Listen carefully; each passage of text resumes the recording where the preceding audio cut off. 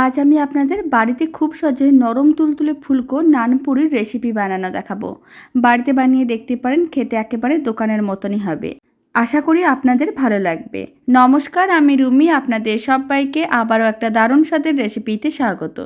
প্রথমে আমি 400 গ্রাম ময়দা নিয়ে নিলাম। তার মধ্যে অল্প একটু লবণ, আর দিয়ে দিলাম চিনি, আর দিয়ে দিলাম সাদা তেল, ইস্ট। সমস্ত কিছু শুকনো উপকরণ মিশিয়ে নিতে হবে।